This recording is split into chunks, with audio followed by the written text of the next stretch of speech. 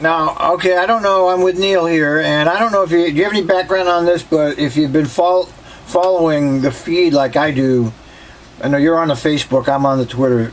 They talked about this a lot, about how the women managers are not making enough money, and there's not enough opportunities for Trimet female managers. So this is what the Trimet Board of Directors strategy session is. Let me see if I can get you to. Yeah, you can see it. That looks good. All right. Yeah, so that's what they're talking about in this meeting here. So this should be interesting. Let's get to the show here.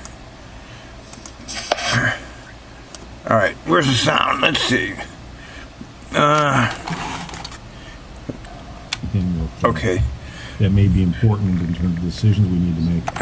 What we have here is a little early, but it's, I think, the first of two maybe we'll have an opportunity to, as a board, to really talk with staff about issues mainly revolving around the priorities for the upcoming fiscal year and beyond. And we also have a number of meaty issues that we all know that are on the table that we need to address. And this morning, I think we have a very great opportunity to talk about a few things that we know we need to address and be prepared for.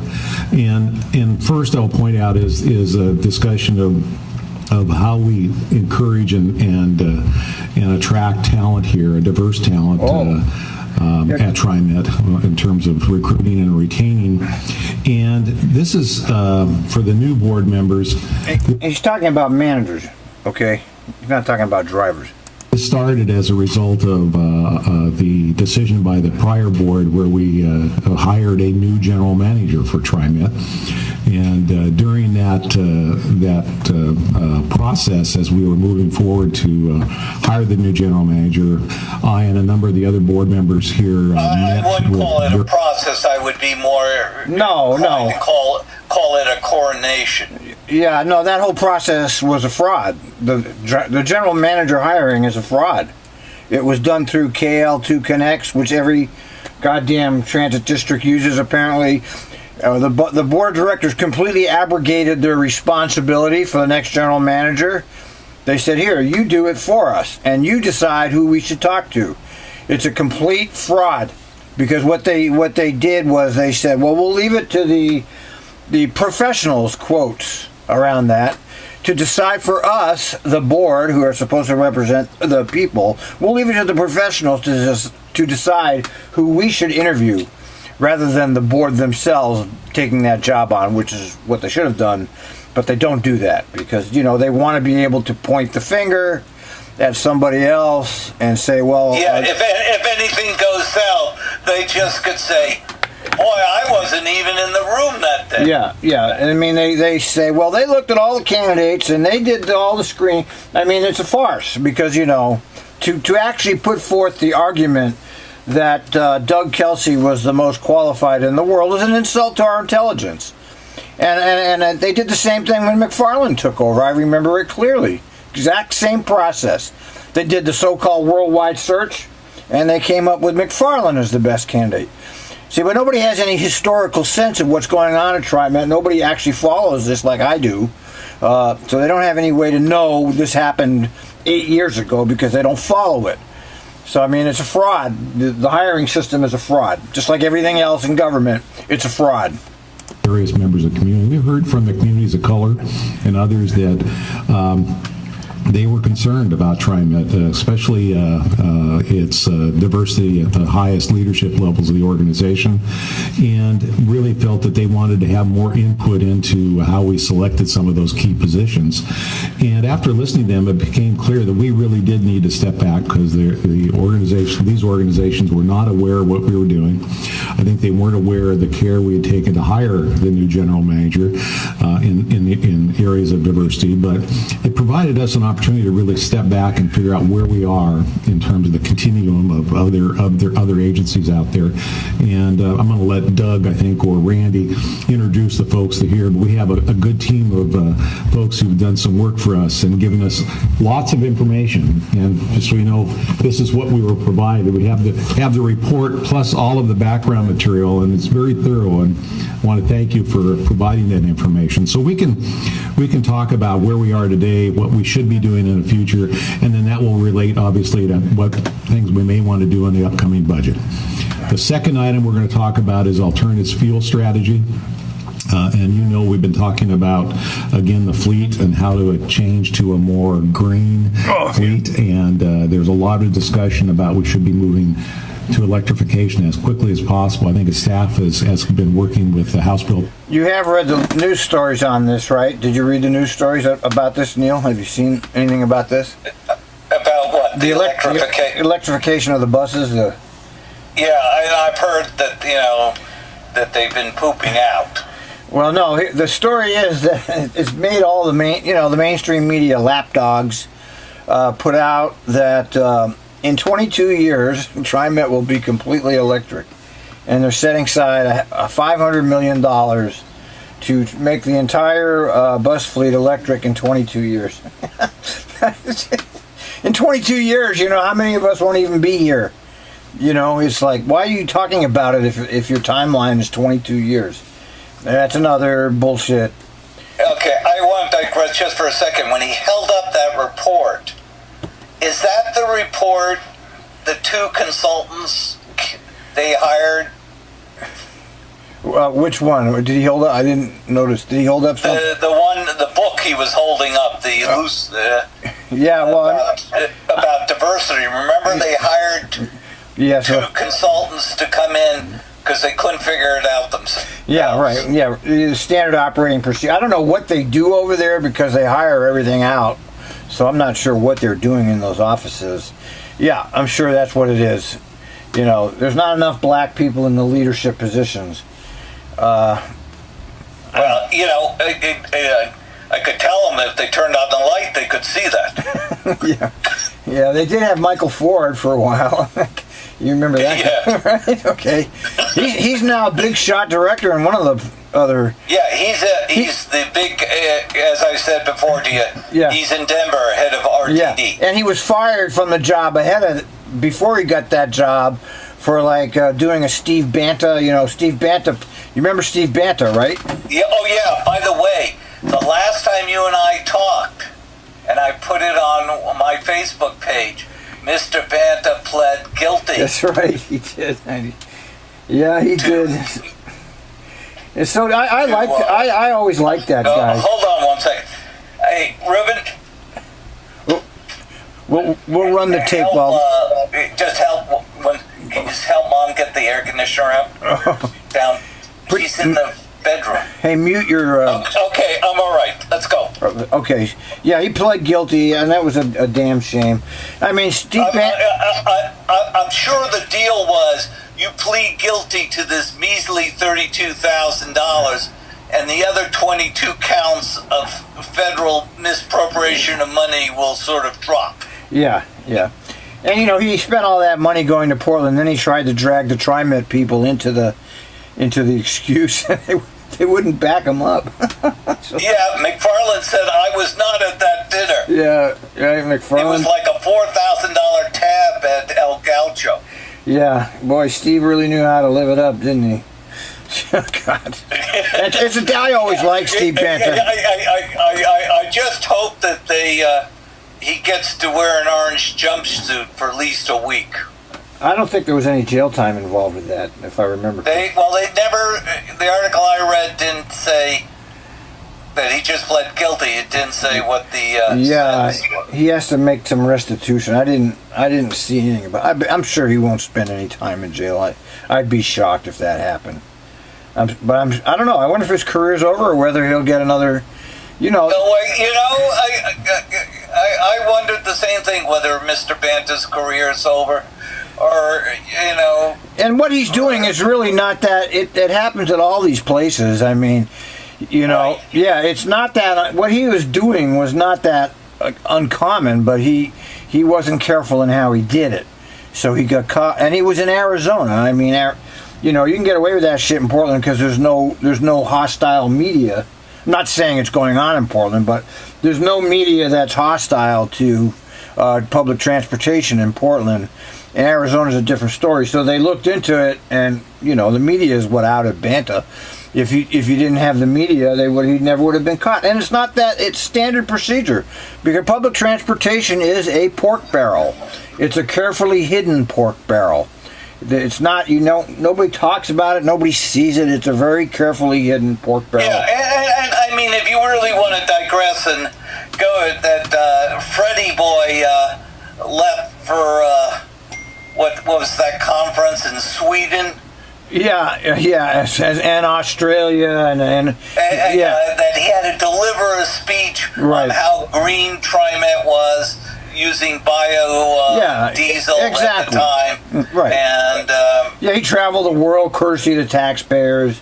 Right. So Banta. By the way, Fred did get sort of called on the carpet and reimbursed the company Trimet out of his vacation bank for the time when he went to Australia. Oh, I see. Yeah, and then he retired with a $17,000 a month pension for life. Right, and that's where he is down in Australia. No, he's back here from what I understand. Last I heard he was back, but I don't know. Who knows where he is? We don't. Last I heard he was back here, but that could have changed by now. I mean, time is just zooming by. All right, let's go. Let's go. 2017 committees to come up with a strategy to move us along in that area. And I think there's some decisions that we're going to need to make soon in the upcoming budget, and also over the next probably couple decades about how we move forward in this area. So this is going to be a really good discussion. And then finally, I think for the new board members again, we've had Director Simmons and Director Prosser have been involved in putting together with the staff a business plan for the agency in terms of identifying priorities and issues. And this is meant to really help guide us in our budget. And so what I'm hoping that today is with those three meaty items, we can actually have some dialogue with staff about these issues and give them some feedback to make sure we're heading the right way. And so I'm looking forward to this morning's discussion. I think it's going to be enlightening, and at the end I'm hoping we have some ideas that we can move forward on, and we can nod that we're heading the right way, or if there's other things we need to do, we ought to be talking about those and making sure staff is aware of those, because I think again probably in November then we can have a second dialogue about these issues before we actually get the budget prepared and we see something that we can present to the community. So with that introduction, do I turn it over to you, Doug? I'll just make a couple of comments, and I'll turn it over to Randy, our esteemed guests here. So firstly, thank you much, Mr. President, board, members of the board. This item you have in front of you is one of the general manager deliverables. It's a public meeting, but no testimony allowed. Yeah, it's a public meeting. That's why it's on the YouTube here. Outlined for the board today. It's on the agenda today. Specifically, we were trying to do it a little earlier in August, but we had some schedule challenges trying to get Senator Margaret Carter here and Dr. Bev Scott. First of all, good morning. A giant welcome to you for your great contribution to this. Oh, Bev Scott. It's funny because McFarlane resurrected Kelsey. Kelsey was fired and all that from Vancouver. Well, Bev Scott was fired from MBTA during the winter of, I think it was 2015. The MBTA totally collapsed under her rule, and she was having a trip to some other location she wasn't even in town during the winter disaster at Boston MBTA. So she got fired out of there. So it's interesting that he's resurrected her here, as he himself was resurrected by McFarlane. Both of these people were disgraced at one time. That's why I wonder whether Steve Banner will be resurrected, because this is like a big club, and we ain't in it, quote George Carlin. Okay, and so she was one of the consultants hired to come in and... Bev Scott, yeah. Yes, Dougie boy here hired her, okay? I guess she was sitting around doing nothing, probably collecting some absurd pension. And Dougie said, well, Bev, I'll resurrect you right here in Trimet land. And so she's here. I can't wait to hear what she has to say. I also want to thank Randy Stedman for his leadership on this. That you'll see if you... Yeah, and Randy Stedman, in case people aren't paying track, he's one of the worst nightmares that it's ever happened to Trimet employees in the history of Trimet. Complete union busting behavior. He had no problem doing things illegally or unethically. He's not a man to be respected. So when you hear them talking about how wonderful Randy is, that degrades Kelsey and everybody that puts up this front. You know, it's no different from Trump as far as I'm concerned, okay? Everybody's Trump is evil and this and that, and maybe he is. But so are they, okay? These people do the same shit, you know, and so It's just on a smaller scale. Yeah, right. And by the way, Mr. Stedman should get lots of kudos from this board and Kelsey, because he has done an excellent job of neutering and dividing the union here. Yes. And by the way, he has done it to the point of where his services are no longer needed, and he's retiring along with Harry's supporter. Yes. I guess Kelsey's pushing out the old guard. You know, Kelsey, what they're trying to do here, I'm pretty sure it's pretty obvious to me anyway, that they have this $3 billion tax referendum coming up. And so all of the work from this point on is how do we get that tax referendum to pass, right? Well, one thing they have to do is get the union behind them, okay? They don't need any labor unrest while they're trying to get a referendum going. So I theorize that getting rid of these old guard is part of the plot, you know, to try to get as much solidarity behind the company Trimet as possible to get that referendum passed. Anyway, that's my... Yeah, the bond measure 2020, which was actually originally proposed for this year. Yeah, but they knew they couldn't pass it, so they pulled it. You know, Trimet, Right. You hear all the how people love Trimet, and you hear the phony press releases out of Trimet. Well, they're phony. They're not going they couldn't get that bond passed, that's why they pulled it, and then they put it in Metro's hands to get away from the Trimet branding. So, right. So. And not only that, if you see online and on television that they're expanding service and the Division Street project, and now that we have 24-hour service, and which is really a joke, because it's done on every line, and the few lines that they expanded the service really was a matter of only adding a couple of hours, because the 57 came in, and about the time it was ready to come in, that's right, the next one was ready to go out. So what they did was send out one more. Instead of waiting an hour with no service, now you had service for that hour and a half. And the 20 was close to that. I think it was a total of 3 buses for the whole thing, which is nothing in the Trimet budget. It's nothing. And by the way, that extra service that they added is only running once an hour. Yeah, right. Yeah, it's more of a public relations thing. And it is a PR. This is all strategy to lay the foundation of we care, we're spending money wisely, and make sure your property taxes, when they go up, you'll feel good about it. That's exactly. I 100% agree, 100% with that. If anybody really thinks these people are trying to be altruistic and trying to help the public or trying to help the employees, you are really not understanding what's happening around us. These people don't care about us or the employees. What they care about is that capital projects. And some people call that the light rail mafia. And how are we going to keep that thing going, you know? That's what they care about, and they understand how to propagandize a population. They're government, and the only thing government is good at is lying. And so I would never give them any tax revenue extra than what they already gotten. I wouldn't give anything to government. I don't care what it is. These people are not the people you want to hand your money over to. You've read through the report. It takes leadership to pull these things off, and Randy deserves a lot of credit here for really digging in. Yeah, that just means, when you hear that, I hear that's like Trump. Okay, he's talking like Trump, really, because he's saying something that's patently false. Okay, Randy was not a great leader unless you're one of the insiders. Okay, he's ignoring the whole other side of the fucking equation.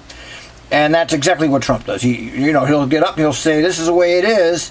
And there's no mention of the other side, of the other point of view. That's what he's doing right now. Exactly the same thing. Important. So I just want to call out Randy before we get going on all the charts, because he won't do that himself, so I'm going to do it on his behalf. So now we'll turn it over to you, Randy. This good old boy shit. Thank you. We're very pleased to be here to present the results of the diversity study that was, as you mentioned, was catalyzed by your February 21st memo as the new general manager took place. And I am just honored to be here with Senator Margaret Carter, who needs no introduction to you all or to the public, having had a storied career in our legislature. Perhaps you don't know Dr. Beverly Scott, who is a giant in our industry as well, having served... She's a giant. Don't mention that she got fired by the MBTA. Don't bother to mention that. Both as a CEO... Yeah, man, geez, in public transportation, but also has her roots in human resources, which was certainly an added benefit as we did this study, as well as being very, very active in APTA. We also had other consultants that helped us with this project that are listed on the screen there. Dan Ruprecht is a quantitative analyst, comes out of the financial industry. He helped. See, all of this bullshit, man, instead of providing services, they do this kind of nonsense. This is the crime of public transportation. They're not concentrating on providing public transport. They got all this other shit, and they give away hundreds of millions of dollars for this nonsense that should be being used for actual public transportation. And when they they give you a little crumb like that. Here, we'll give you a 57 that runs one extra trip and a 20 that runs two extra trips. Here, thank us. Aren't we wonderful? It's the first time in 30 years. Helped us develop what we called, and we'll discuss, as the PCM model, and also did our pay equity analysis as we... I wonder how much they paid for this. I can imagine. I bet you... if I recall, and you had to go back 2 or 3 board meetings, this was approved on the agenda, one of those, resolutions. It was $100,000 for this. Yeah, for what? Probably. I'm sure it did not include the plane tickets, the lodging. Yeah, the expenses were extra, right? And they probably spent a month on it, So here's a whole bunch of money for nothing. Come into compliance with Oregon's new pay equity statute. And Dave Schlotel, who we have an ongoing relationship with, he's our outside affirmative action consultant and does the number crunching. He's the outside affirmative action. I'll talk about internally later. God, also participated in the development of this program.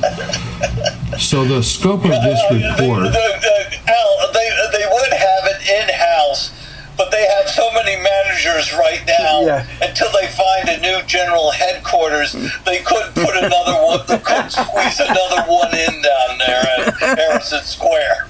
Exactly. Is limited to Trimet's management workforce, and we limited it to that because that is the concern that we heard from the community through Oh, you heard? He's trying to tell me that the community was concerned about the management's workforce demographic. Get out of here. I'm sure that nobody in the community thought about this ever. The general manager. Well, and I'm sure they were concerned about their pay. Yeah, right. Selection process.